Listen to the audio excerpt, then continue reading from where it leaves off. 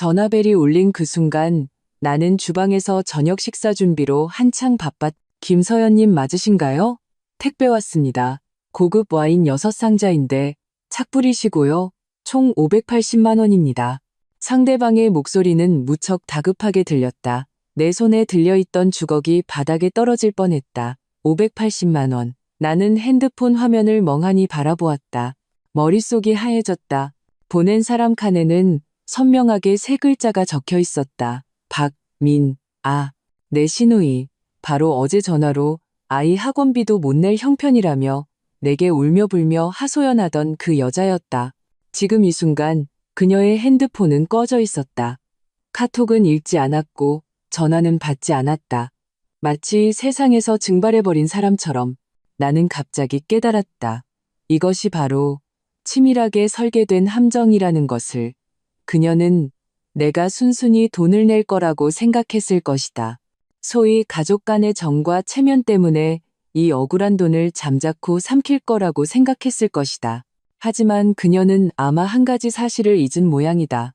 그녀에게는 무조건 자기 편만 들어주는 시어머니가 있지만 그녀와 평생을 함께 살아야 할 남편도 있다는 사실을. 나는 핸드폰 통신루에서 그 익숙한 번호를 바라보며 입꼬리를 서서히 올렸다. 박민아, 이 게임 우리 천천히 한번 해보자. 랭이. 나는 주방에 서 있었다. 냄비 속 돼지갈비찜은 이미 먹음직스러운 갈색으로 졸아들고 있었고 달콤 짭짤한 냄새가 온 집안에 퍼져나갔다. 이 향기는 지금 내 심란한 마음과 극명한 대조를 이루었다. 580만 원이요? 나는 그 숫자를 되뇌었다. 목소리는 이상할 정도로 차분하게 들려나 자신조차 조금 놀랄 정도였다. 택배 기사님은 기다리다 지쳤는지 조바심 내는 목소리로 말했다. 네, 그 금액 맞습니다. 카드로 하시겠어요? 현금으로 하시겠어요? 저도 바빠서요. 좀 서둘러 주시겠어요? 그의 말투에는 재촉하는 기색이 역력했다. 하루 종일 택배를 배달하느라 지칠 대로 지쳤을 것이다. 이런 고액의 착불 택배를 만나면 더욱 골치가 아플 테지. 내 머리는 빠르게 회전했다. 시누이 박민아, 내 남편 박민준의 여동생. 시어머니의 애지중지하는 딸. 어릴 때부터 우리에게서 이득을 취하는 일에 이골이 난 여자다. 작은 것들은 말할 것도 없고 큰 것들도 적지 않았다. 작년 추석 그녀는 한정판 명품 가방을 보고는 칼코젓이 400만 원이라고 했다. 다음 달 회사에서 보너스가 나온다며 나에게 먼저 내달라고 했다. 결과는 그 돈은 지금까지 한 푼도 갚지 않았고 꺼내기만 해도 안색이 변하며 내가 속 좁게 군다고 몰아세웠다. 내 남편 박민주는 사람이 너무 좋다. 늘 동생이 아직 어리니 더 챙겨줘야 한다고 생각했다. 나도 그냥 한쪽 눈을 감고 넘어가 줬다. 어차피 매일 보는 사이도 아니고 이런 시시콜콜한 일로 집안을 시끄럽게 만들기는 싫었다. 하지만 그녀가 이렇게까지 대담한 수를 쓸 줄은 정말 몰랐다. 바로 어제 그녀는 내게 전화를 걸어 펑펑 울었다. 남편 회사 사정이 안 좋고 자기 월급은 적은데 아이 보습 학원비를 내야 해서 다음 달 아파트 대출금도 갚기 힘들다고 했다. 전화기 너머로 새언니인 내가 좀 성의 표시를 해야 하지 않겠냐는 뉘앙스를 풍겼다. 그때 나는 속이 불편했지만 화를 꾹 참고 50만 원을 보내주겠다고 했다. 그러자 그녀는 전화기 저편에서 한참 동안 침묵하더니 나지막이 한마디를 던졌다. 형수님, 50만 원으로 뭘 하겠어요? 괜찮아요. 알았어요. 그리고는 전화를 끊어버렸다. 나는 그때 내가 너무 짠돌이처럼 굴었나 생각했다. 지금 와서 생각해보니 그녀의 알았어요. 는 이해한다는 뜻이 아니라 더 큰 계략을 꾸미고 있다는 뜻이었다. 정말 대단한 고육지계와 도덕적 납치의 콜라보였다. 먼저 울고불고하며 불쌍한 척해서 내게 죄책감을 심어준 다음 곧바로 600만 원에 가까운 와인을 보내왔다. 내가 체면 때문에 차마 거절하지 못하고 이 분통을 사귈 수밖에 없을 거라고 계산한 것이다. 이 돈을 일단 내고 나면 그녀는 당당하게 갚지 않을 것이고 심지어 형수님, 저 도와주고 싶다면서요? 이 와인값은 형수님이 협찬해 준 걸로 할게요. 라며 생색까지 낼 것이다. 나는 깊은 숨을 들이마셨다. 주방의 음식 냄새가 코를 찔러 기침이 나왔다. 하지만 화를 내서는 안 된다. 적어도 지금은 박미나 같은 사람을 상대할 때 분노는 가장 쓸모없는 감정이다. 그건 단지 내가 그녀의 소나기에 놀아나고 있다는 것을 보여줄 뿐이고 그녀를 더 기고만장하게 만들 뿐이다. 기사님, 정말 죄송합니다. 나는 목소리를 가다듬고 다시 온화한 톤으로 말했다. 이 택배 제가 주문한 게 아니에요. 보내신 분이 주소를 헷갈렸나 봐요. 택배 기사님은 짜증이 역력했다. 그럴 리가요? 받는 분 정보가 다 정확한데요. 김서연님 맞으시잖아요. 그의 말투에는 의심이 가득했다. 대개 가족분들, 저 가지고 장난치는 거 아니죠? 오해하셨어요. 나는 가볍게 웃으며 어쩔 수 없다는 듯 말했다. 보낸 사람이 제 시누이인데 아마 남편에게 서프라이즈 선물을 하려다가 소통에 착오가 생겨서 저희 집으로 보냈나 봐요. 나는 아주 자연스럽게 마치 정말 그런 일인 것처럼 말했다. 그분은 지금 지방 출장 중이라 핸드폰도 꺼져 있어요. 아마 비행기 안에 있나 봐요. 나는 되는 대로 거짓말을 지어냈지만 말투는 더없이 진지했다. 택배기사님은 잠시 침묵했다. 그럼 저는 어떡하죠? 이거 다시 가져가기도 번거로운데 회사에서 페널티를 물 수도 있고요. 그는 이 뜨거운 감자를 다시 가져가고 싶지 않은 게 분명했다. 기사님, 고생 많으시네요. 나는 화제를 바꾸어 본론으로 들어갔다. 제가 진짜 받으실 분 연락처를 드릴게요. 그분께 직접 연락해서 결제받으세요. 그분이야말로 이 서프라이즈의 주인공이니까 당연히 그분이 결제해야죠. 걱정 마세요. 분명히 결제할 거예요. 자기 아내가 산 물건이니까요. 택배 기사님은 잠시 망설였다. 정말인가요? 저 곤란하게 만드는 거 아니죠? 제 인격을 걸고 약속할게요. 나는 말하면서 핸드폰 통신錄을 열어 이미 머릿속에 달달 외우고 있던 번호를 찾았다. 받으실 분 성은 최 씨고요. 이름은 최진호입니다. 전화번호는 10으로 시작해요. 나는 천천히 시누이 남편의 핸드폰 번호를 불러주었다. 그분께 아내인 박미나 씨가 준비한 선물이 도착했으니 빨리 수령하고 결제하라고 전해주세요. 만약 어떻게 된 거냐고 물으면 형수인 제가 대신 전해달라고 했다고 말씀하시고요. 택배 기사님은 번호를 받아 적었다. 알겠습니다. 그럼 한번 연락해보죠. 그는 반신반의하며 전화를 끊었다. 나는 핸드폰을 내려놓고 주방으로 가 불을 껐다. 냄비 속 갈비찜은 먹음직스럽게 색이 배었지만 지금 나는 입맛이 전혀 없었다.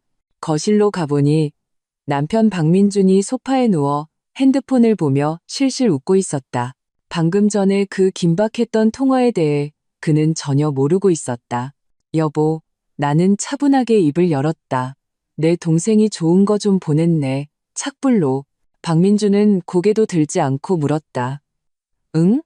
미나가 뭘 보냈는데? 고급 와인 6상자. 나는 잠시 뜸을 들였다. 580만 원? 박민준은 획소리를 내며 소파에서 벌떡 일어났다. 그의 눈은 동그랗게 커졌다. 뭐라고? 580만 원? 걔 미쳤어? 안 미쳤어. 나는 담담하게 그를 바라보았다.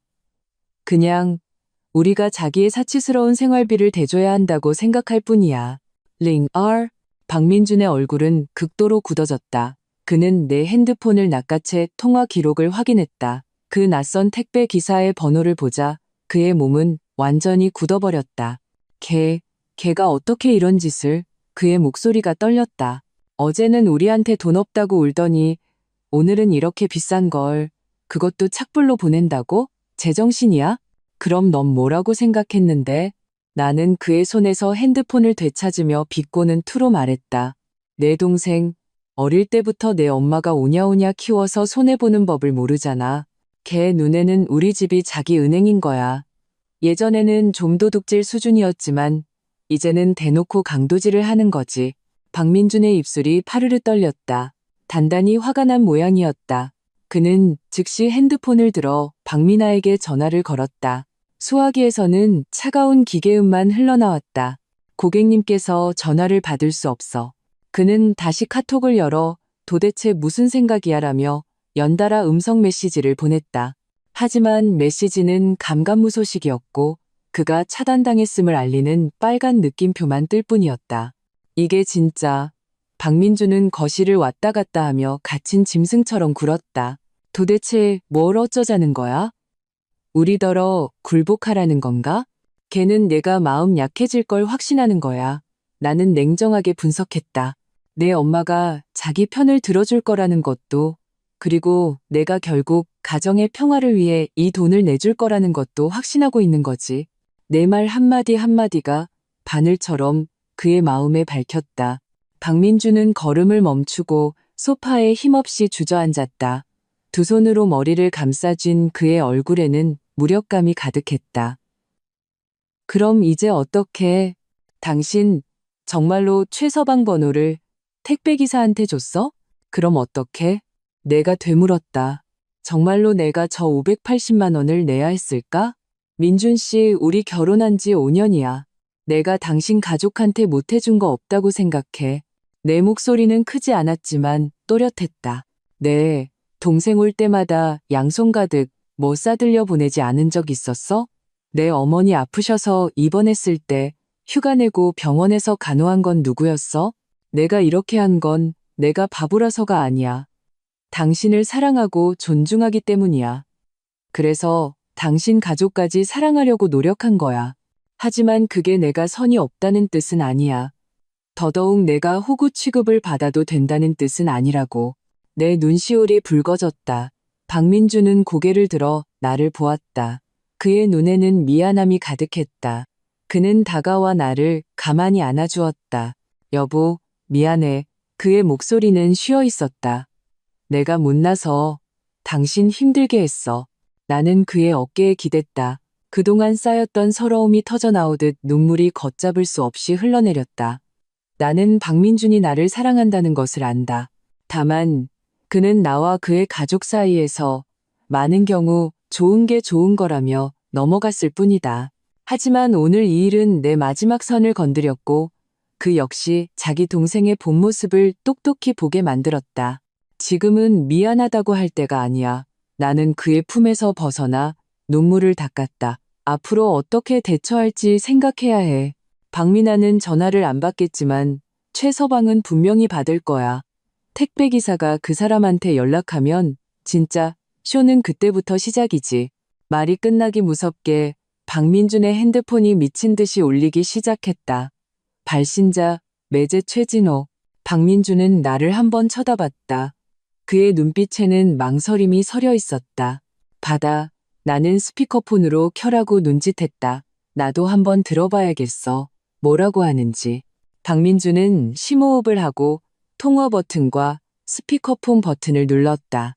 형님, 이게 무슨 상황이에요? 최진호의 목소리가 거실에 울려 퍼졌다. 분노와 당혹감이 가득했다. 방금 어떤 택배 기사한테 전화가 왔는데 미나가 저한테 와인 6상자를 샀다면서 580만 원을 내라고 하더라고요. 그것도 형수님이 자기한테 연락하라고 했다면서요. 이게 다 무슨 뜻입니까? 두 분이 짜고 저한테 사기치는 거예요? 그의 말투에는 배신감에 찬 분노가 서려 있었다. 마치 우리가 이 모든 일의 원흉인 것처럼. 박민준도 화가 치밀어 올랐다. 너 지금 나한테 소리 지르는 거야?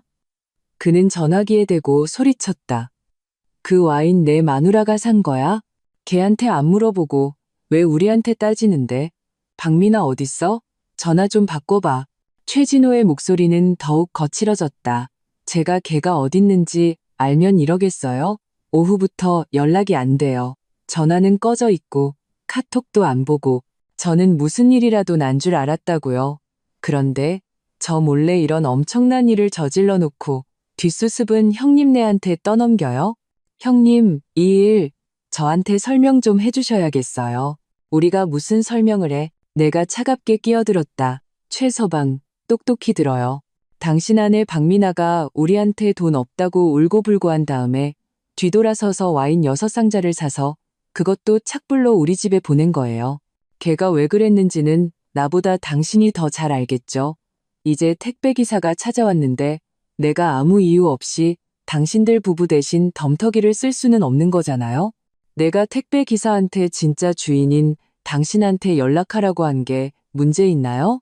내 말은 논리정연했고 최진호가 반박할 모든 여지를 막아버렸다. 전화기 저편은 침묵에 잠겼다. 한참 후에야 최진호의 목소리가 다시 들려왔다. 하지만 이번에는 그의 말투에 피로와 무력감이 가득했다. 형수님, 알겠습니다. 이 일 확실히 미나가 잘못했네요. 제가 처리하겠습니다. 그 와인 절대 받지도 말고 결제도 하지 마세요. 제가 어떻게든 걔한테 연락해 볼게요. 네, 기다리죠. 나는 담담하게 말하고 박민준에게 전화를 끊으라는 신호를 보냈다. 거실에는 다시 정적이 흘렀다. 박민준은 복잡한 눈빛으로 나를 바라보았다. 감탄과 두려움, 그리고 약간의 걱정이 섞인 눈빛이었다. 여보, 당신 이렇게 나가면 걔네랑 완전히 등 돌리는 거야. 어머니 쪽은. 어머니는 내가 그의 말을 끊었다. 오는 대로 막으면 돼. 이번에도 우리가 물러서면 다음번에는 박미나가 우리더러 자동차를 사달라고 보낼걸. 민준 씨, 이건 단순히 사이가 틀어지느냐 마느냐의 문제가 아니야. 이건 규칙을 세우는 문제라고. 우리 작은 가정에도 우리만의 선이 있어야 해. 나는 점점 어두워지는 창밖을 바라보며 이 일이 이렇게 쉽게 끝나지 않을 것임을 직감했다. 박미나의 뒤에는 무조건 그녀를 감싸고 도는 시어머니가 버티고 있었다. 폭풍 후는 이제 막 시작되었을 뿐이다. 링산, 최진호와의 통화가 끝난 후 거실의 분위기는 숨막힐 듯 무거웠다. 박민주는 소파에 앉아 시어머니의 반응을 걱정하는 듯 연신 나와 핸드폰을 번갈아 쳐다봤다. 나는 아무 일 없다는 듯 주방으로 돌아가 저녁 준비를 계속했다. 이럴 때일수록 평정심을 유지해야 한다. 스스로 허둥지둥하면 상대방에게 빈틈을 보일 뿐이다. 저녁 식사가 차려졌다. 반찬 4가지에 국 하나. 모두 박민준이 평소에 좋아하는 음식들이었다. 하지만 그는 모래를 씹는 듯 맛을 느끼지 못했다. 밥그릇에 밥만 뒤적거렸다. 여보, 최서방은 이 일을 어떻게 처리할까? 그가 마침내 참지 못하고 입을 열었다. 어떻게 하긴? 나는 그에게 갈비찜 한 조각을 덜어주었다. 결과는 둘 중 하나겠지? 첫째, 그가 강하게 나가서 절대 돈 못 낸다고 하고 택배를 반송시킨 다음 집에 가서 박미나랑 대판 싸우거나, 둘째, 그가 이를 악물고 돈을 내거나 다른 사람에게 빌려서 낸 다음 집에 가서 박미나랑 정산하거나. 하지만 어떤 결과든 그 책임은 그들 부부가 스스로 져야 해. 박민주는 한숨을 쉬고는 더 이상 말을 잇지 못했다. 나는 그가 무엇을 걱정하는지 안다. 고부관계는 본래 미묘한데 오늘 일로 인해 더욱 악화될까봐 걱정하는 것이다. 역시나 밥이 채 끝나기도 전에 우리를 불안하게 했던 그 전화가 걸려왔다. 발신자, 어머니. 박민준의 몸이 순간 굳어졌다. 그는 본능적으로 나를 쳐다보았다. 눈에는 도움을 청하는 기색이 역력했다. 나는 그에게 고개를 끄덕이며 스피커폰으로 받으라고 신호했다. 피할 수 없다면 당당하게 맞서야 한다. 네, 어머니. 박민준의 목소리가 약간 떨렸다. 민준아, 너 이제 아주간이 배 밖으로 나왔구나. 전화가 연결되자마자 시어머니의 날카로운 목소리가 머리를 때렸다. 날개가 돋았어? 내 친동생을 감히 무시해? 그녀의 목소리는 너무나 커서 우리 귀가 아플 지경이었다. 어머니, 무슨 말씀이세요? 박민주는 아직 해명하려 했다. 제가 어떻게 미나를 무시해요? 아직도 발뺌할 테냐? 시어머니의 목소리는 한 톤 더 높아졌다. 미나가 나한테 전화해서 다 울면서 얘기했어. 너희한테 설 선물이라도 하라고 좋은 마음으로 와인 몇 상자를 보냈는데 너희는 고마워하기는커녕 최서방 번호를 택배 기사한테 줘서 걔더러 돈을 내게 했다며? 세상에 어떻게 이런 오빠랑 형수가 다 있니? 내 아내 바꿔. 김서연. 걔한테 직접 물어봐야겠다. 우리 박씨 집안이 걔한테 뭘 잘못했기에 내 딸을 이렇게 모욕하는지? 왔구나. 전형적인 적반하장. 박미나는 최진호에게서 벽에 부딪히자 즉시 자신의 가장 큰 뒷배인 시어머니를 소환한 것이다. 그것도 흑백을 전도하여 치밀하게 계획된 사기를 선의로 둔갑시켰다. 나는 박민준의 손에서 전화기를 건네받았다. 어머니, 저 서연이에요. 김서연, 이제야 전화를 받을 용기가 생겼나 보구나. 시어머니는 분풀이 대상을 찾았다는 듯 화력을 총동원했다. 내가 묻겠다. 미나가 내 남편 친동생 맞니 아니니? 걔가 너희한테 뭐 좀 보낸 게 그렇게 잘못이야? 돈 500만 원 좀 넘는 게 너희한테는 뭐 그리 큰 돈이라고? 너희 부부 한 달에 얼마를 버는데 고작 그 돈 때문에 최서방을 밖에서 망신시키고 네 동생을 집에서 울게 만들어? 네 마음은 돌로 만들어졌니? 연이은 질책이 쏟아졌다. 모든 문장이 도덕적 우위를 점하고 있었다. 만약 내 멘탈이 약했다면 그 자리에서 무너졌을 것이다. 하지만 나는 조용히 듣고만 있었다. 그녀가 모든 말을 쏟아낼 때까지 기다렸다가 차분하게 입을 열었다. 어머니, 그렇게 말씀하시느라 목마르시겠어요. 물이라도 한 잔 드시고 하세요. 전화기 저편이 순간 조용해졌다. 나는 시어머니가 지금 얼마나 황당한 표정을 짓고 있을지 상상할 수 있었다. 그녀는 나를 욕할 100가지 말을 준비했지만 내가 이런 반응을 보일 줄은 꿈에도 몰랐을 것이다. 너 지금 그게 무슨 태도야? 시어머니는 분을 이기지 못하고 소리쳤다. 어머니, 저는 그냥 어머님께 사실을 분명히 말씀드리고 싶을 뿐이에요. 내 말투는 여전히 평온했다. 첫째, 미나는 어제 저희에게 전화해서 아이 학원비도 없고 대출금도 못 갚는다고 했어요. 기본적인 생활조차 유지하기 힘든 사람이 하루 만에 600만 원 가까운 와인을 산다는 게 어머님 생각에는 논리적으로 맞나요? 둘째, 진심으로 주는 선물이라면 왜 착불로 보냈을까요? 왜 보내고 나서 바로 핸드폰을 끄고 연락 두절 상태가 됐을까요? 심지어 제 남편까지 차단했어요. 이건 선물이 아니라 강매예요. 셋째, 어머님은 500만 원 넘는 돈이 우리에게 아무것도 아니라고 하셨죠. 맞아요. 우리는 그 돈을 낼 수 있어요. 하지만 우리 돈도 하늘에서 떨어진 게 아니에요. 우리도 아파트 대출금 갚아야 하고 차 할부금도 내야 하고 미래의 아이를 위해 저축도 해야 해요. 저희는 시누이의 사치스러운 소비를 위해 돈을 낼 의무가 없어요. 그녀는 성인이고 자기 행동에 책임을 져야 해요. 제가 최서방 번호를 택배 기사에게 준 건 지극히 당연한 일이에요. 물건 주인은 돈을 내야죠. 제가 잘못했다고 생각하신다면 그럼 어떻게 하는 게 올바른 방법이었는지 말씀해 주세요. 내 말은 조리 있었고 시어머니의 모든 말을 막아버렸다. 그녀는 입을 열었지만 한마디도 하지 못했다. 결국 그녀는 가장 원시적인 방법인 떼를 쓰기 시작했다. 몰라. 나는 내 그 가짜는 논리 따위는 몰라. 내가 아는 건 내 딸이 서러워한다는 것뿐이야. 김서연, 내가 똑똑히 말해두는데 오늘 이 일 미나한테 제대로 사과하고 그 돈 안 보내주면 너 앞으로 우리 박씨 집안에 발들일 생각 마. 어머니, 지금 저 협박하시는 건가요? 내가 가볍게 웃으며 물었다. 그래, 협박이다. 어쩔래. 시어머니는 완전히 가면을 벗어던졌다. 네가 아직 나를 시어머니로 생각하고 민준이를 편하게 해주고 싶으면 당장 즉시 그 580만 원을 미나한테 보내. 그리고 사과도 해. 말을 마친 시어머니는 탁 소리를 내며 전화를 끊었다. 박민준의 얼굴은 잿빛이 되었다. 그는 나를 보며 입술을 달싹였다. 무슨 말을 하고 싶었지만 차마 입 밖으로 내지 못했다. 나는 핸드폰을 식탁에 내려놓고 그를 보며 한마디 한마디 또박또박 말했다. 민준 씨 전화 내용 다 들었지? 이제 당신 어머니가 나한테 선택하라고 하네? 막무가내 시어머니와 탐욕스러운 시누이를 선택할 건지 아니면 우리 이 가정을 선택할 건지 말해봐. 나 어떻게 해야 해? 링씨? 내 질문은 거대한 돌덩이처럼 박민준의 마음을 무겁게 짓눌렀다. 그는 멍하니 나를 바라보았다. 그의 눈빛에는 고통과 갈등이 가득했다.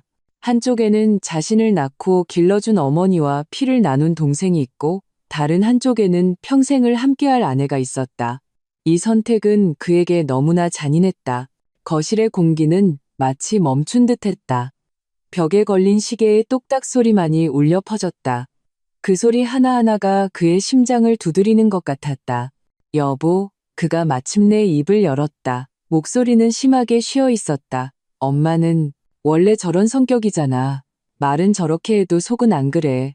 너무 마음에 담아두지 마. 며칠 지나서 화 풀리면 내가 가서 잘 말씀드릴게. 그럼 이해하실 거야. 또 그 소리, 또 그런 미봉책 같은 태도. 내 마음이 점점 가라앉았다. 민준 씨, 정말 어머니가 이해하실 거라고 생각해? 나는 실망스러운 눈으로 그를 바라보았다. 우리 결혼하고 나서 당신 어머니가 언제 한 번이라도 이치에 맞게 행동하신 적 있어? 그분 눈에는 박미나가 하는 건 뭐든 옳고 우리가 하는 건 뭐든 틀렸어. 예전에 사소한 일들은 내가 참았어. 당신이 중간에서 힘들 거 아니까. 하지만 오늘 일은 더 이상 사소한 일이 아니야. 이건 한 가정의 원칙과 마지노선에 관한 문제라고. 나는 자리에서 일어나 식탁을 치우기 시작했다. 그에게 등을 돌린 채 얼음처럼 차가운 목소리로 말했다. 만약 당신이 당신 어머니와 동생의 체면을 지키는 게 우리 가정의 평화보다 더 중요하다고 생각한다면 좋아. 그렇게 해줄게. 그 580만 원 내가 낼게. 그뿐만이 아니야. 앞으로 박미나의 모든 지출은 내가 다 책임질게. 당신과 당신 어머니만 기쁘다면 그걸로 됐어. 어때? 서연아, 그런 말 하지 마. 박민준이 벌떡 일어나 내 뒤에서 나를 끌어안았다. 그의 팔은 나를 놓칠세라 단단히 조여왔다. 화나서 하는 말 아니야. 나는 버둥거리지 않고 그에게 안긴 채 말했다. 나는 그냥 당신한테 알려주는 거야. 원칙이 없는 가정의 마지막은 결국 붕괴라는 걸.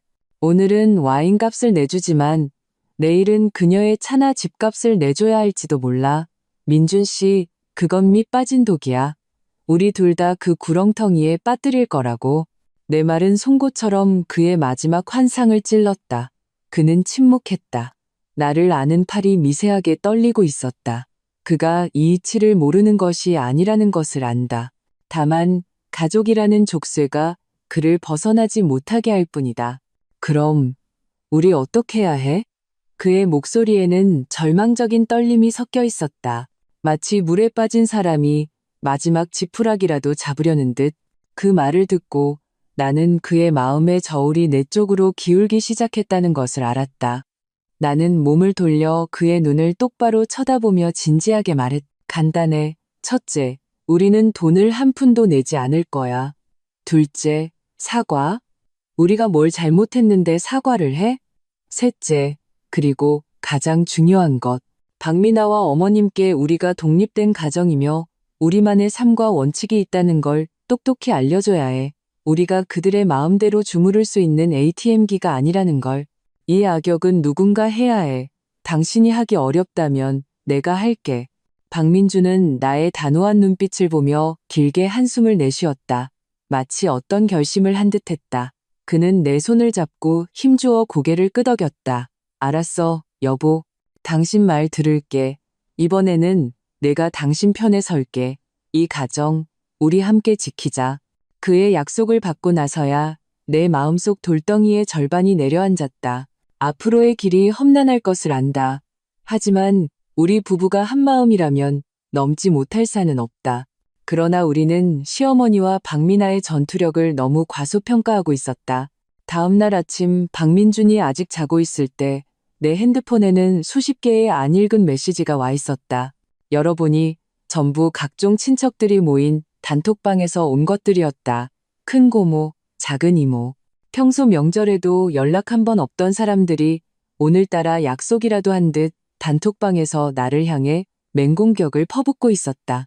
서연아, 네 시어머니한테 다 들었다. 어떻게 미나한테 그럴 수가 있니? 걔 아직 애잖아. 맞아, 서연아. 형수가 좀 너그러워야지. 고작 돈 500만 원 좀 넘는 거 가지고 이렇게까지 할 일이야? 듣자 하니 미나가 충격으로 쓰러졌다던데. 최 서방도 밖에서 돈 빌리러 다니고 있대. 너무 불쌍하잖아. 서연아, 사람 너무 매정하게 굴지 마라. 민준아, 너도 한마디 해봐. 내 아내가 내 동생 괴롭히는 걸 그냥 보고만 있을 거야? 하나하나의 메시지, 한마디 한마디가 독을 바른 칼날처럼 미친 듯이 나를 찔러왔다. 시어머니는 그녀가 동원할 수 있는 모든 인맥을 동원해 여론의 압박으로 나를 완전히 무너뜨릴 작정이었던 것이다. 박미나는 단톡방에서 이따금 오는 이모티콘이나 형수님, 일부러 그런 거 아니에요. 화 푸세요. 같은 메시지를 보내며 자신을 억울한 피해자인 척 연기했다. 나는 차갑게 웃으며 핸드폰을 옆으로 던져두고 박민준을 깨워 그에게 핸드폰을 보여주었다. 박민준은 그 끔찍한 말들을 보고 분노로 온몸을 부들부들 떨었다. 그는 핸드폰을 집어들고 당장이라도 단톡방에서 따지려 했다. 내가 그의 손을 막았다. 흥분하지 마. 나는 고개를 저었다.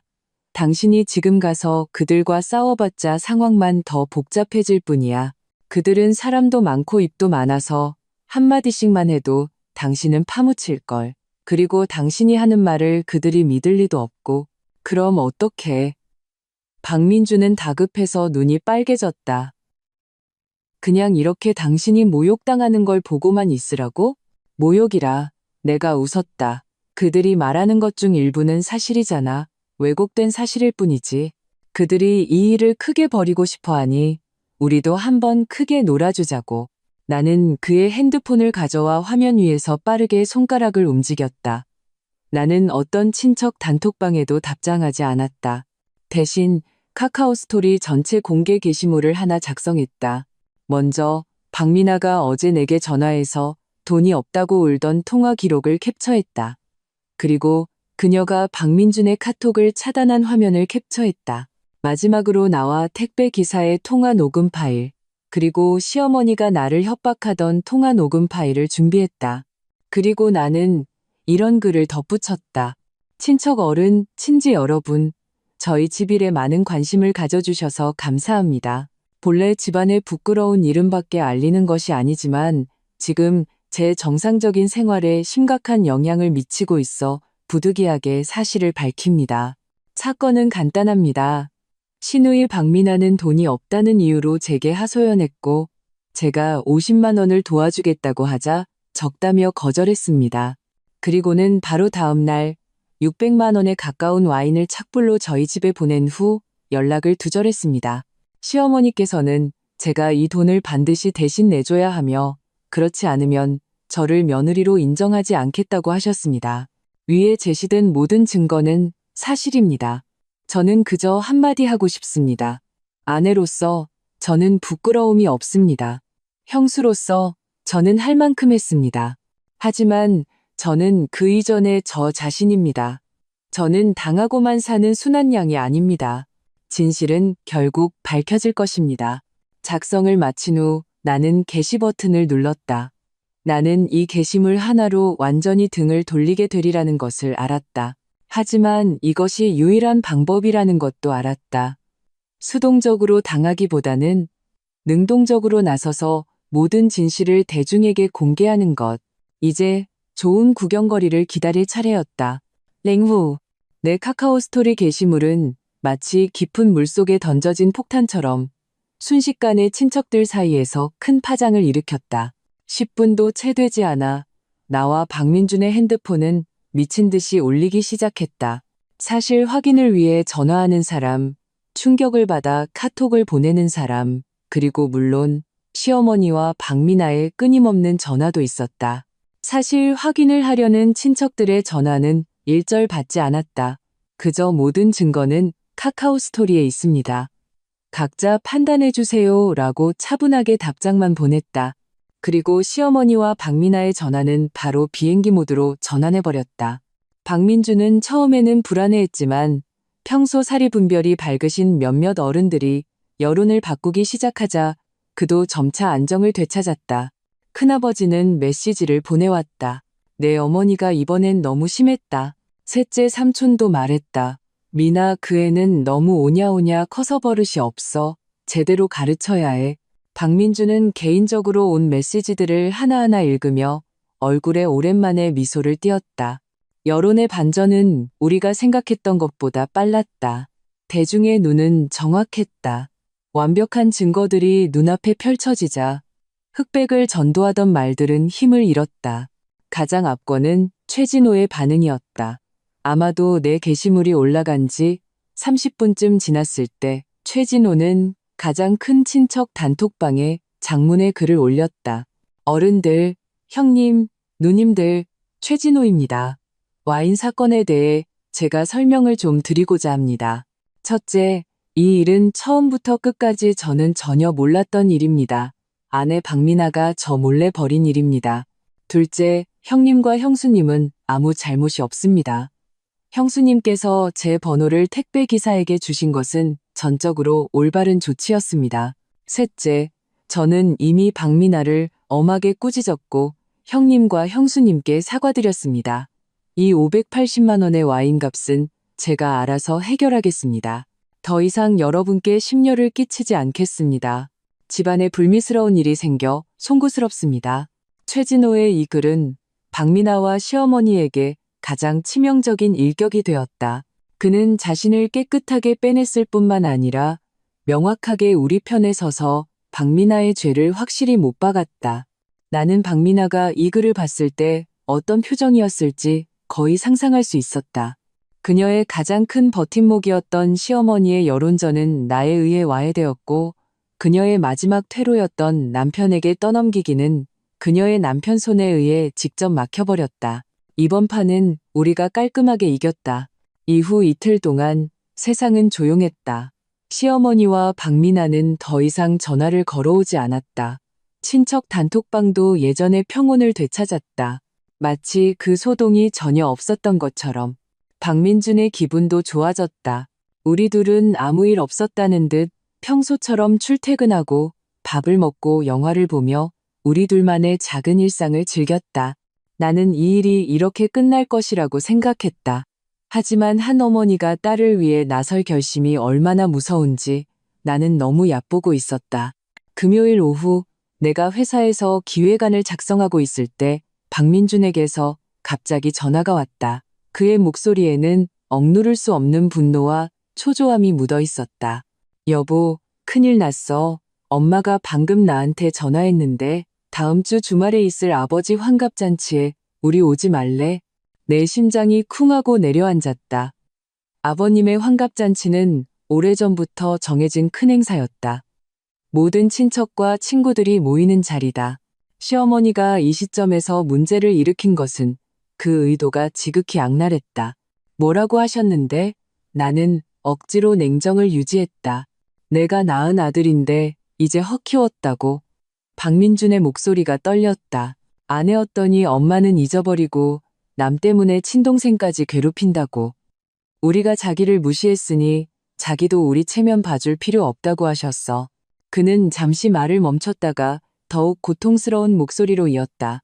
그리고 그 와인 6상자 당신이 직접 돈 내서 샀다고 하셨어. 아버지 환갑 선물로 미리 산 셈 치겠다고. 하지만 이 잔치에는 우리가 오면 안 된대. 모든 친척들에게 우리 부부가 얼마나 불효막심하고 얼마나 인색한지 심지어 어른 선물 살 돈까지 아까워하는지 똑똑히 보여주겠다고 하셨어. 나는 핸드폰을 쥔 손가락 마디가 하얗게 질렸다. 정말 대단한 미봉책이자 사람을 죽이는 심리전이었다. 시어머니의 이수는 정말로 악랄했다. 그녀가 직접 와인을 사버리면 그녀는 도덕적 우위를 점하게 된다. 떼쓰는 어머니에서 자식의 뒤처리를 해주는 위대한 어른으로 탈바꿈하는 것이다. 그리고는 불효라는 명목으로 우리를 잔치에서 쫓아낸다.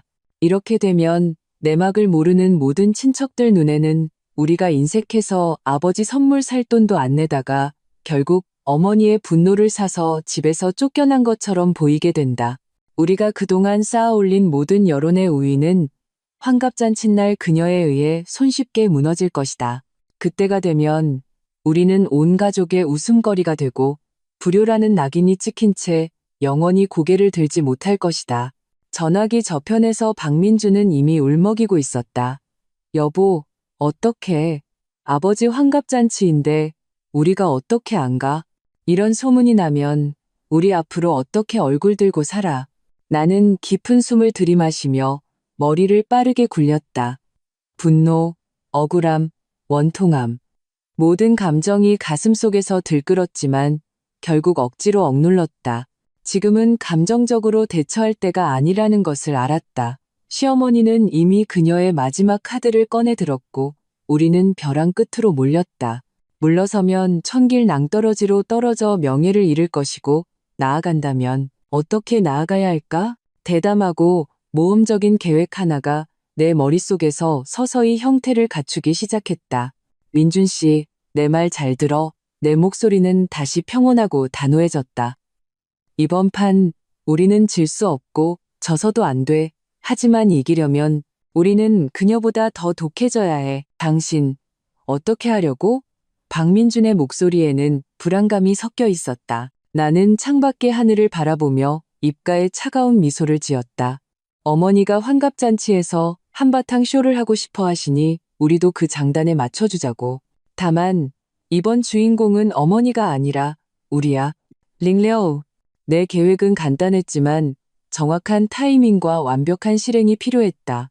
시어머니가 환갑잔치에서 우리에게 망신을 주려 한다면 나는 환갑잔치에서 모든 사람에게 진실을 보여줄 것이다. 이후 며칠 동안 나는 준비에 착수했다. 첫째, 나는 평소 가깝게 지내던 몇몇 어른들께 연락하여 사건의 전말을 다시 한번 상세히 설명했다. 그리고 우리가 환갑잔치에 참석할 것이며 특별한 선물을 준비할 것이라고 말씀드렸다. 이 어른들은 집안에서 덕망이 높으신 분들이라 그분들의 태도가 다른 사람들의 여론에 큰 영향을 미칠 수 있었다. 역시나 그분들은 내 설명을 듣고는 지지를 표명했다. 서연아, 너희가 잘한 거야. 셋째, 삼촌 할아버지가 전화로 말씀하셨다. 미나 그 애는 정말 버릇없이 컸어. 너희가 규칙을 세울 때도 됐지. 우리 늙은이들은 다 알고 있으니 잔칫날 당당하게 오너라. 무슨 일 있으면 우리가 너희 편이 되어줄게. 어른들의 지지를 얻자 마음이 한결 놓였다. 둘째, 나는 환갑잔치 선물을 준비하기 시작했다. 값비싼 물건이 아니라 특별한 영상 자료였다. 나는 그동안의 모든 증거, 즉 통화 녹음, 카톡 캡처, 택배 송장 등을 하나의 완전한 영상으로 편집했다. 시간 순서와 간결한 자막 설명을 곁들여 사건의 전말을 한눈에 파악할 수 있도록 했다. 이 영상이 바로 우리가 환갑잔치에서 드릴 선물이었다. 만약 시어머니가 사람들 앞에서 우리에게 망신을 주려 한다면 나는 사람들 앞에서 그녀에게 진실을 돌려줄 것이다. 마지막으로 한 가지 일을 더했다. 나는 최진호에게 연락했다. 전화가 연결되자 그의 목소리는 무척 피곤하게 들렸다. 형수님, 무슨 일이세요? 최서방, 환갑잔치날 올 거죠? 내가 단도직입적으로 물었다. 전화기 저편은 잠시 침묵했다. 가야죠. 장모님이 꼭 오라고 전화하셨어요. 그는 쓴웃음을 지었다. 모든 사람들한테 형님네가 얼마나 불효자인지 보여줘야 한다면서요. 최서방 중간에서 힘든 거 알아요. 내 말투는 진심이었다. 하지만 이번 일, 마음속으로는 누가 옳고 그른지 당신이 누구보다 잘 알 거라고 생각해요. 부탁 하나만 할게요. 환갑잔치날, 만약 어머님이 정말로 일을 크게 벌이시면 당신이 나서서 옳은 소리 한마디만 해줄 수 있을까요? 최진호는 또다시 오랫동안 침묵했다. 마침내 그는 길게 한숨을 쉬었다. 형수님, 솔직히 저도 이제 지쳤어요. 미나가 이번에 너무 심했어요. 며칠 동안 집에서 계속 울고불고 하면서 다 제 탓이라고 제가 자기 편을 안 들어줬다고 난리예요. 하지만 저도 선이라는 게 있잖아요. 그의 목소리에는 무력감과 피로가 묻어 있었다. 잔칫날 정말 일이 터지면 제가 사실대로 말할게요. 고마워요, 최서방. 나는 안도의 한숨을 내쉬었다. 천만에요, 최진호가 말했다. 오히려 제가 감사해야죠. 이번 일로 저도 정신 차렸어요. 어떤 일은 바로잡아야 할 때 바로잡아야지 무조건 감싸주기만 해서는 안 된다는 걸요. 전화를 끊고 나니 마음이 한결 가벼워졌다. 모든 준비는 끝났다. 이제 환갑잔치 날이 오기만을 기다릴 뿐이었다. 링치, 환갑잔치는 토요일 정오, 시내의 괜찮은 호텔에서 열릴 예정이었다. 시어머니는 2 테이블을 예약하고 모든 친척을 초대했다. 그날 아침 나는 특별히 신경 써서 단정한 원피스를 입고 옅은 화장을 했다. 박민주는 나를 보며 걱정스러운 눈빛을 보냈다. 여보, 정말 괜찮겠어? 괜찮아. 나는 그의 손을 잡았다. 오늘 우리는 당당하게 가는 거야. 무슨 일이 일어나든 우리는 부끄러울 게 없어. 박민주는 심호흡을 하고 힘주어 고개를 끄덕였다. 우리는 두 가지 선물을 준비했다. 하나는 아버님께 드릴 환갑 선물로 고급 닭이 세트였다. 우리가 정성껏 고른 것으로 거의 80만 원 가까이 들었다. 다른 하나는 바로 그 진실이 담긴 USB였다. 호텔에 도착했을 때 이미 많은 친척들이 와 있었다. 우리를 보자 어떤 사람들은 반갑게 인사했지만 어떤 사람들은 눈빛을 피하며 못 본 척했다. 시어머니와 박민아는 이미 와 있었다. 시어머니는 우리를 보자 얼굴이 순식간에 굳어졌다. 박민아는 시어머니 뒤에 숨어 우리를 쳐다보지도 못했다. 너희가 여길 무슨 낯으로 왔니? 시어머니의 목소리는 크지 않았지만 주위 사람들이 듣기에는 충분했다. 주변의 친척들은 모두 대화를 멈추고 우리를 쳐다봤다. 분위기는 순식간에 미묘해졌다. 어머니, 오늘 아버지 환갑잔치인데 저희가 어떻게 안 와요? 박민준이 한 걸음 나섰다. 시어머니는 코웃음을 쳤다. 잘 왔다. 마침 사람들한테 보여줄 게 있었는데 너희 이어린 부부가 어떻게 어른들을 대하는지 똑똑히 보라고. 그녀는 주위 친척들을 향해 돌아보며 목소리를 높였다. 여러분, 오늘 다들 모이셨으니 제가 모든 분들 앞에서 확실히 할 말이 있습니다. 모든 사람의 시선이 우리에게 쏠렸다. 나는 몇몇 사람들의 눈에서 구경하는 재미를 또 다른 사람들의 눈에서는 동정의 빛을 느낄 수 있었다. 나는 깊은 숨을 들이마시고 허리를 꼿꼿이 폈다.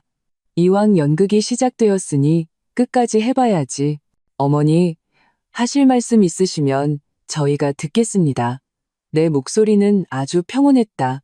시어머니는 내가 이렇게 담담할 줄은 몰랐는지 잠시 멈칫했다가 말을 이었다. 여러분도 아시다시피 얼마 전에 일이 하나 있었어요. 우리 미나가 좋은 마음으로 저것들한테 좋은 와인 몇 상자를 사줬어요.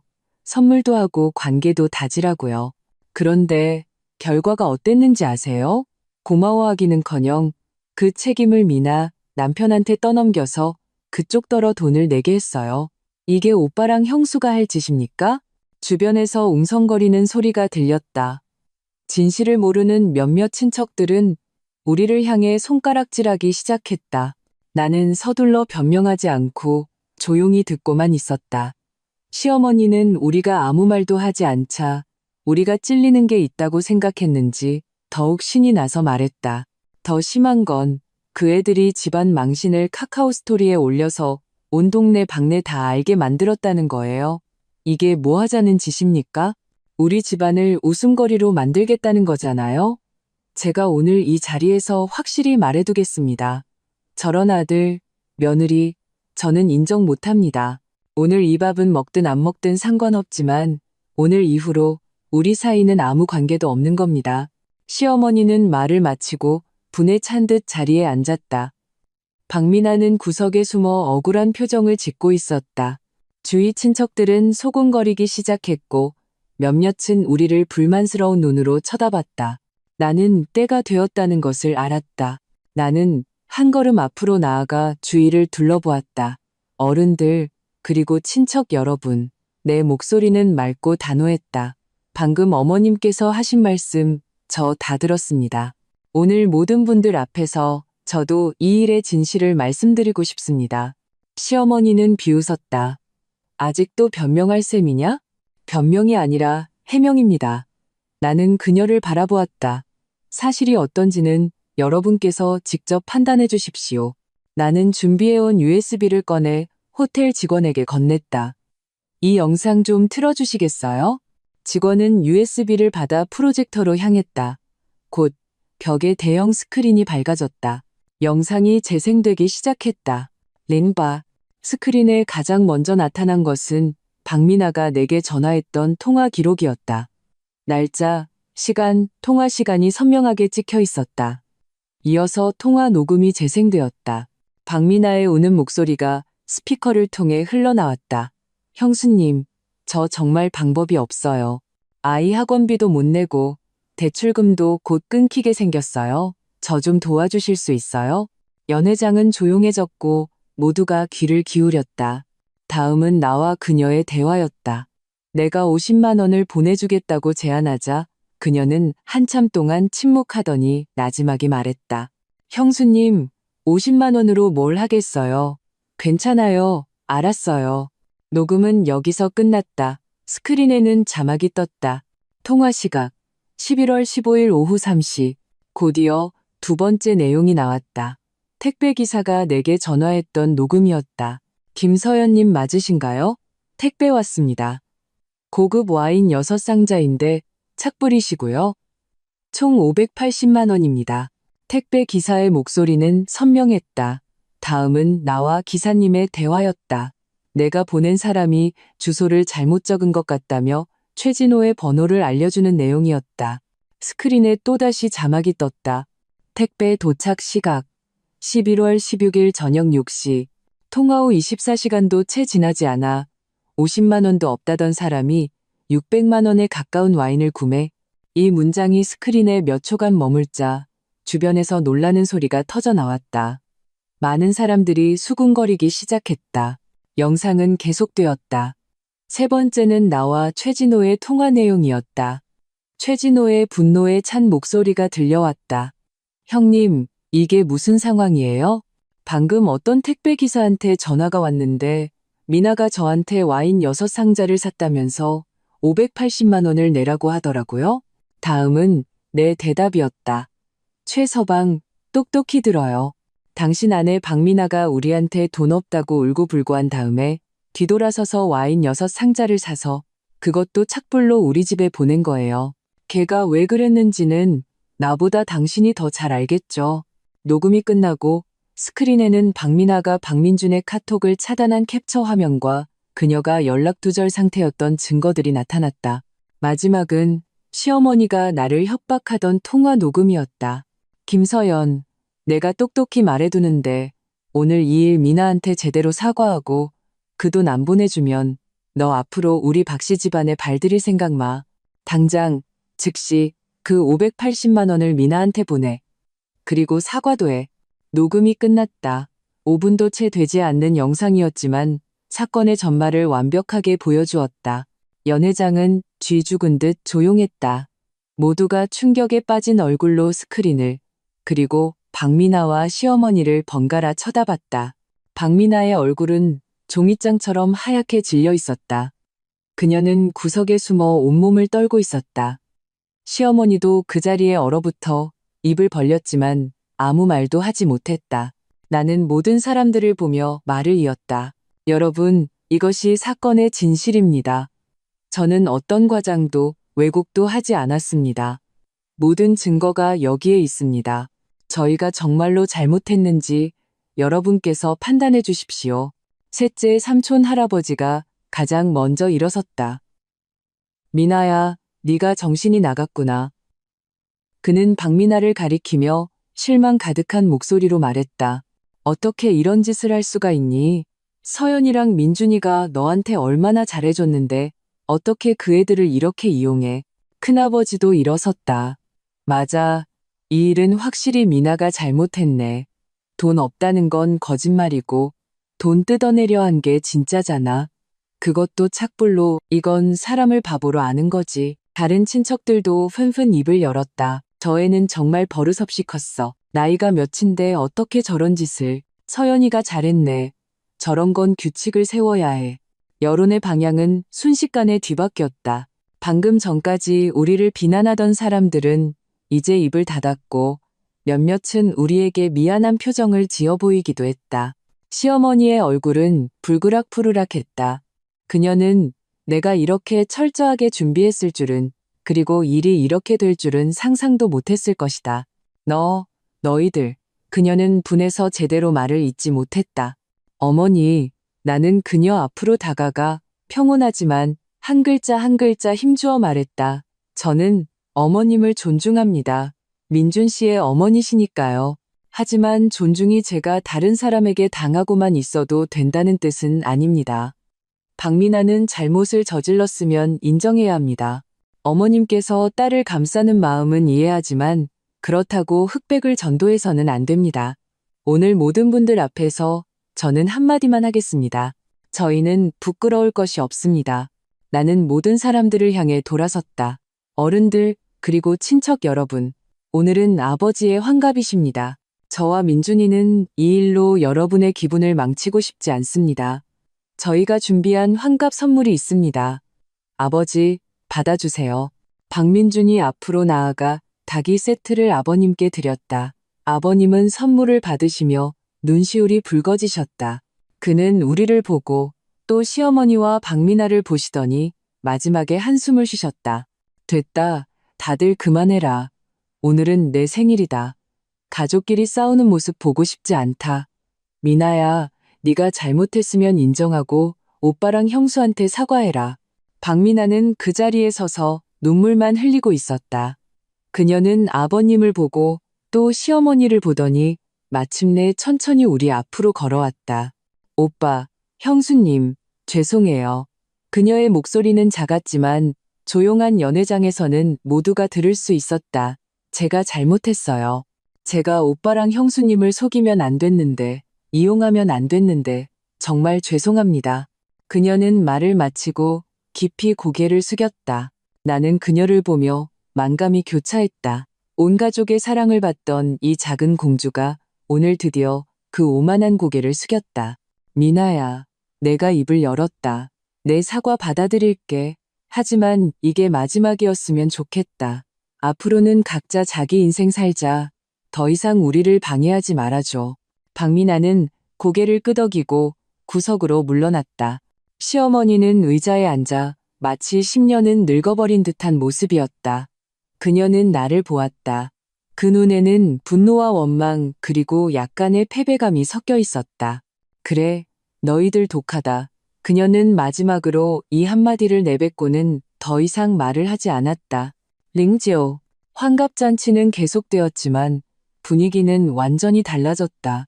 많은 어른들이 박민준의 어깨를 두드리며 잘했다고, 규칙을 세워야 한다고 말씀하셨다. 몇몇 아주머니들은 내 손을 잡으며 그동안 고생 많았다고, 서러웠겠다고 위로해 주셨다. 나는 웃으며 일일이 화답했지만 마음속으로는 안도의 한숨을 내쉬었다. 이 싸움에서 우리는 이겼다. 돈으로 이긴 것도 말싸움으로 이긴 것도 아니었다. 진실로 이긴 것이었다. 식사 시간, 나는 최진호가 계속 고개를 숙이고 밥만 먹고 있는 것을 보았다. 박미나는 그 옆에 앉아 몸을 웅크리고 있었다. 두 사람 사이의 분위기는 어색하고 무거웠다. 나는 그들의 결혼 생활에도 전환점이 왔다는 것을 알 수 있었다.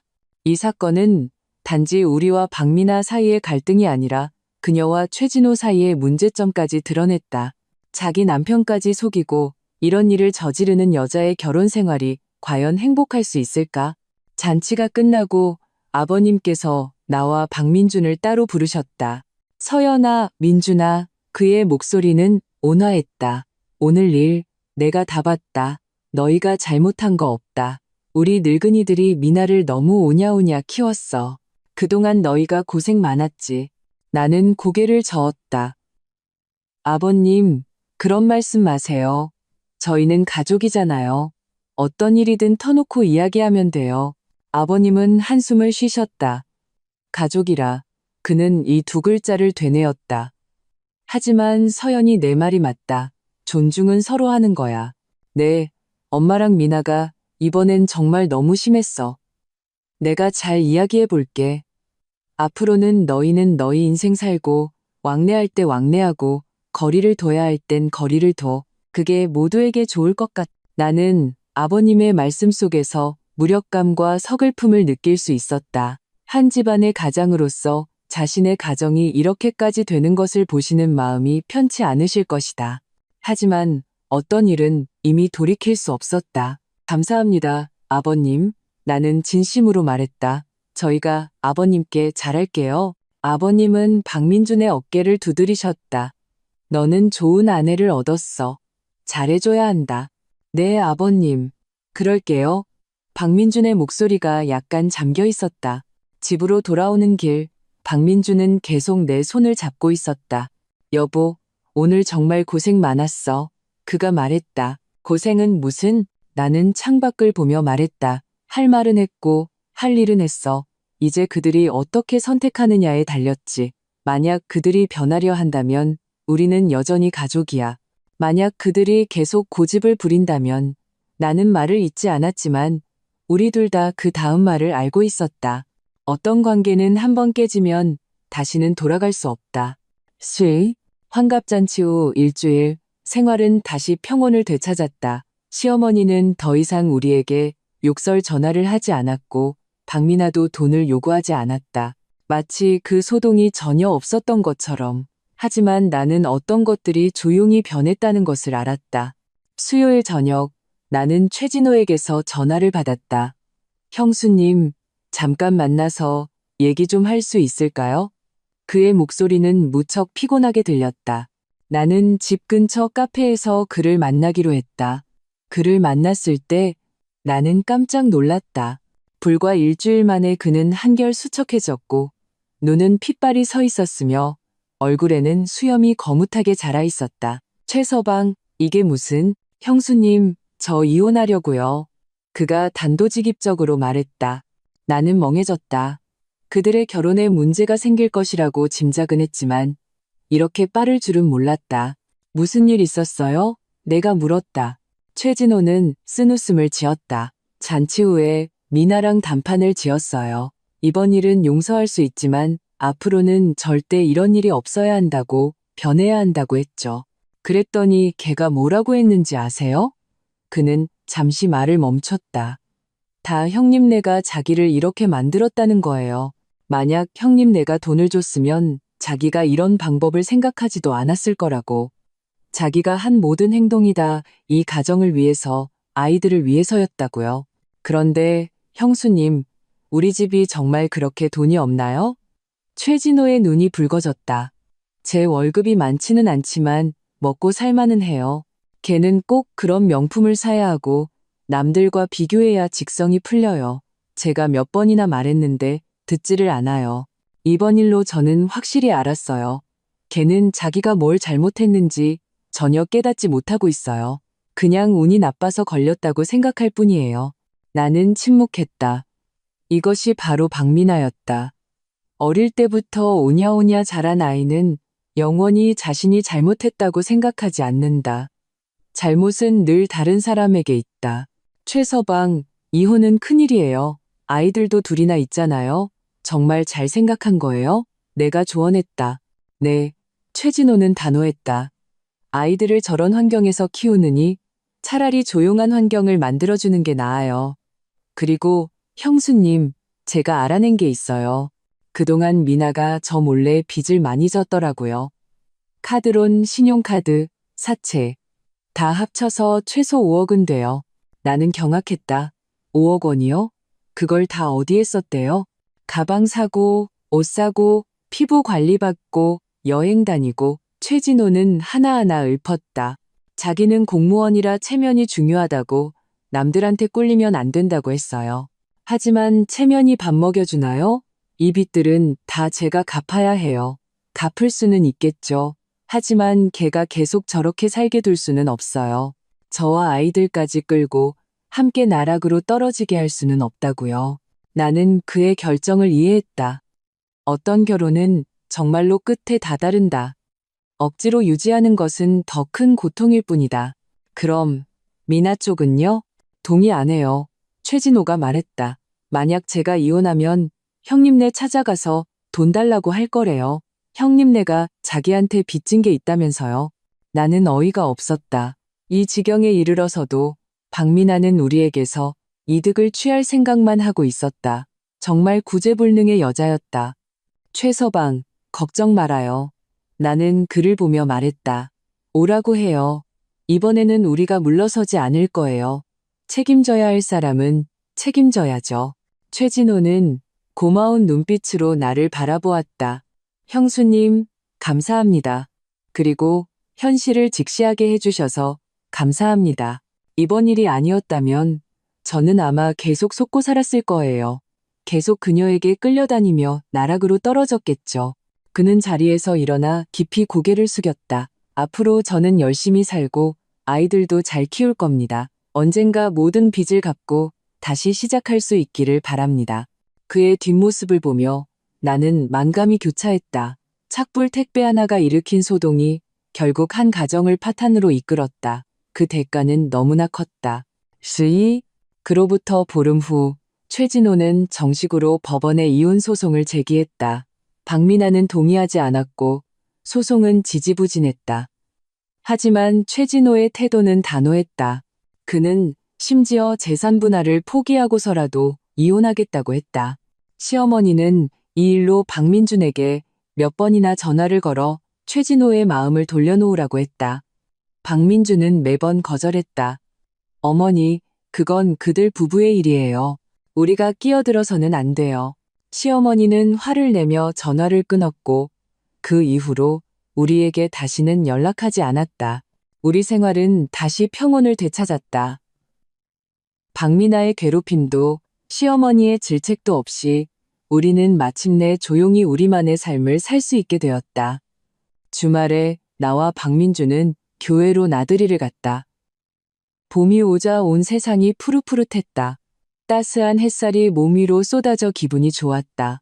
여보, 우리 앞으로 어떻게 될까? 박민준이 문득 물었다. 나는 잠시 생각했다. 좋아지겠지. 우리는 계속 열심히 일하고 열심히 살 거야. 때가 되면 아이도 낳고 아이에게 따뜻한 가정을, 정상적인 성장 환경을 만들어줄 거야. 너무 오냐오냐 키우지도 않고 너무 엄하게 하지도 않고 원칙과 선이 있는 사람으로 키울 거야. 박민주는 내 손을 꼭 잡았다. 응, 우리 꼭 그렇게 하자. 그런데 어머니, 아직도 화나? 나는 고개를 저었다. 화는 안 나. 그냥 좀 실망했을 뿐이야. 하지만 이해는 해. 그분은 어머니잖아. 자기 딸을 감싸는 건 당연하지. 다만 그 정도가 너무 지나쳐서 오히려 미나를 망친 거야. 만약 그분이 일찍부터 미나에게 규칙을 가르쳤다면 아마 일이 이렇게까지 되지는 않았을 텐데. 박민주는 한숨을 쉬었다. 다 운명이겠지. 아니, 운명이 아니야. 내가 그의 말을 바로잡았다. 선택이야.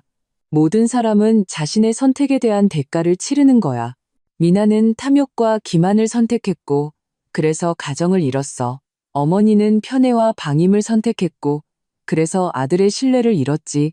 그리고 우리는 원칙을 지키는 것을 선택했고 그래서 이 가정을 지켜냈어. 박민주는 나를 보았다. 그의 눈에는 다정함이 가득했다. 여보, 고마워. 나를 포기하지 않아줘서, 이 가정을 포기하지 않아줘서. 바보. 나는 웃으며 그의 등을 툭 쳤다. 내가 왜 당신을 포기해? 우리는 부부잖아. 평생을 함께할 사람인데. 우리는 손을 잡고 계속 앞으로 걸어갔다. 우리 앞에 길은 햇살로 가득했다. 씨야. 3개월 후 나는 쇼핑몰에서 박미나를 마주쳤다. 그녀는 혼자 쇼핑카트를 밀고 있었고 카트 안에는 몇 가지 생필품과 아이들 물건이 담겨 있었다. 그녀는 많이 초췌해 보였다. 예전에 그 명품 옷들은 사라지고 평범한 티셔츠와 청바지 차림이었다. 얼굴에도 화려한 화장은 없었고 피곤해 보이는 민낯이었다. 그녀는 나를 보고 밍셴이 멈칫했다. 그리고는 본능적으로 피하려 했다. 미나야, 내가 그녀를 불렀다. 그녀는 걸음을 멈추고 고개를 숙인 채 나를 쳐다보지 못했다. 형수님, 그녀의 목소리는 아주 작았다. 잘 지내? 내 질문에 그녀의 눈시울이 순간 붉어졌다. 네, 그럭저럭요. 그녀는 애써 괜찮은 척 말했다. 이혼은 다 끝났어요. 그녀는 고개를 끄덕였다. 지난달에 확정됐어요. 아이들은 진호 씨가 키우고 저는 한 달에 2번 볼 수 있어요. 집이랑 차는 다 그 사람한테 줬고 저는 지금 월세방에 살아요. 그녀는 말하다가 눈물을 뚝뚝 흘렸다. 형수님, 저 미우시죠? 제가 잘못했어요. 제가 너무 욕심 많고 너무 허영심이 많았어요. 이제 벌 받는 거예요. 저는 모든 걸 잃었어요. 그녀는 서럽게 울었다. 나는 그녀를 보며 복잡한 감정이 들었다. 한때 나는 그녀를 미워했다. 그녀의 이기심을, 탐욕을, 우리를 이용한 것을 미워했다. 하지만 지금 그녀의 초라한 모습을 보니 더 이상 미운 감정이 들지 않았다. 미나야, 지난 일은 다 지난 거야. 내가 말했다. 인생은 길어. 한 번 넘어졌다고 영원히 못 일어나는 건 아니야. 너 아직 젊고 기회는 있어. 열심히 일하고 열심히 살면서 빚도 천천히 갚아나가. 정기적으로 아이들도 만나서 엄마로서의 책임을 다하고 그러면 너도 좋은 미래를 가질 수 있어. 박미나는 고개를 들어 믿을 수 없다는 듯 나를 쳐다봤다. 형수님, 저 안 미우세요? 미워했었지. 하지만 지금은 아니야. 나는 솔직하게 말했다. 누군가를 미워하는 건 너무 힘든 일이거든. 그리고 너는 이미 내 잘못에 대한 대가를 치렀잖아. 나는 네가 이번 일로 교훈을 얻어서 더 좋은 사람이 되기를 바라. 박미나는 더 크게 울었다. 형수님, 죄송해요. 정말 죄송해요. 저 앞으로 정말 잘 살게요. 나는 그녀의 어깨를 두드려 주었다. 힘내. 그리고는 몸을 돌려 떠났다. 쇼핑몰을 나올 때 하늘에서는 보슬비가 내리고 있었다. 봄비가 도시 전체를 씻어내고 있었다. 나는 우산을 펴고 집으로 향했다. 마음이 전례 없이 가벼웠다. 그 미움, 그 원망, 그 억울함이 모두 이 봄비와 함께 씻겨 내려간 듯했다. 인생이란 그런 것이다. 어떤 사람들은 그저 당신 인생에 스쳐 지나가는 손님일 뿐이다. 그들은 와서 당신에게 어떤 교훈을 가르쳐 주고는 떠나간다. 당신을 더 강하게 만들기 위해. 그리고 당신이 할 일은 계속 앞으로 나아가는 것이다. 당신의 햇살과 행복을 향해. 에필로그. 1년 후 나와 박민주는 새 집으로 이사했다. 200제곱미터 약 60평의 넓은 아파트. 햇살이 잘 들어 채광이 아주 좋았다. 우리가 1년 동안 열심히 일해서 모은 돈으로 산 집이었다. 누구에게도 돈을 빌리지 않았고 누구의 도움도 받지 않았다. 온전히 우리 힘으로 마련한 집이었다. 집은 따뜻하게 꾸며졌다.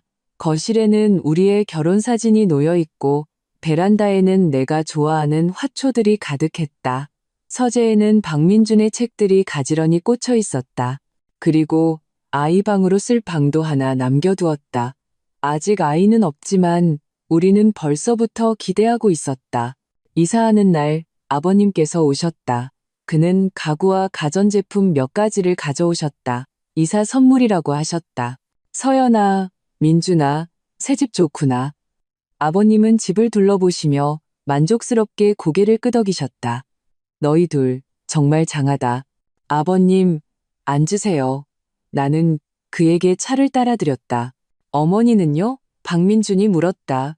아버님은 한숨을 쉬셨다. 안 오신다고 하더라. 너희도 너무 원망하지 마라. 그 사람 성격이 원래 그래. 겉으로는 강한 척해도 속은 여리거든. 사실 마음속으로는 오고 싶었을 거야. 나와 박민주는 서로를 쳐다보며 아무 말도 하지 않았다. 잠시 후 아버님께서 다시 말씀하셨다. 미나는 지금 잘 지내고 있어. 직장도 구했고 힘들지만 안정적이야. 정말로 변하려고 노력하고 있더라. 매달 빚도 꼬박꼬박 갚고 정기적으로 아이들도 보러 가고 사람은 결국 성장해야 하는 거겠지? 그 소식을 듣자 나도 마음속으로 그녀를 응원하게 되었다. 모든 사람은 자신의 인생에 책임을 져야 한다. 과거에 어떤 잘못을 저질렀든 변하려 한다면 아직 희망은 있다.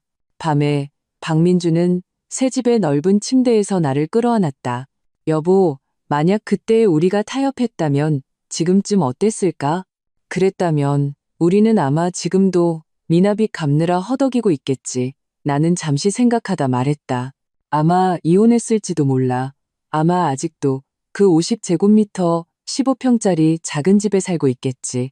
아마 아직도 시어머니와 미나의 ATM기 노릇을 하고 있을 거야. 다행이야. 우리가 그러지 않아서. 박민준이 나를 꽉 안았다. 그래, 다행이야. 우리가 원칙을 지켜서. 우리가 이 가정을 지켜내서. 창밖으로 도시의 네온사인이 반짝였다. 우리의 새 집은 따뜻하고 밝았다. 이 길을 오는 것이 힘들었지만 우리는 마침내 우리의 행복을 지켜냈다. 인생이란 그런 것이다. 아니오라고 말할 줄 알아야 한다. 냉정해서가 아니라 자기 자신을 사랑하기 때문이다. 먼저 자기 자신을 사랑해야 다른 사람을 더 잘 사랑할 수 있다. 자신의 선을 지켜야 행복을 지킬 수 있다. 그리고 우리는 해냈다. 우리는 착불 택배 하나로 시작된 싸움을 통해 평생의 평온을 얻었다. 전, 후기, 먼 훗날 우리가 아이에게 이 이야기를 들려줄 때 나는 이렇게 말해줄 것이다. 얘야, 인생을 살다 보면 너의 선함을 이용하고 너의 마지노선을 시험하는 사람들을 만나게 될 거야. 그때 이걸 기억하렴. 선함도 중요하지만 너의 마지노선은 더 중요하단다. 다른 사람을 돕는 것은 미덕이지만 자기 자신을 희생하면서까지 해서는 안 돼. 너는 아니오라고 말하는 법을, 거절하는 법을, 자기 자신을 지키는 법을 배워야 해. 왜냐하면 네가 먼저 잘 살아야 정말로 도움이 필요한 사람들을 도울 능력이 생기기 때문이란다. 이것이 바로 그 와인 6상자가 내게 가르쳐준 교훈이며 내가 아이에게 물려주고 싶은 인생의 지혜이다. 모든 선한 사람들이 자신의 마지노선을 지킬 수 있기를, 모든 원칙 있는 사람들이 자신의 행복을 얻을 수 있기를. 이 이야기는 삶에서 비롯되었지만 삶보다 더 깊은 교훈을 준다. 가정관계에서는 경계가 중요하고 결혼 생활에서는 원칙이 핵심이라는 것을 알려준다. 선함에는 날카로움이 있어야 하고 베풀매는 마지노선이 있어야 한다. 진정한 행복은 끝없는 타협이 아니라 서로를 존중하는 전제하에 자신을 지키는 것이다. 이 이야기를 읽는 모든 분들이 삶 속에서 자신만의 균형점을 찾아 타인에게도 그리고 자기 자신에게도 잘 대할 수 있기를 바란다. 그것이야말로 최고의 인생일 테니까.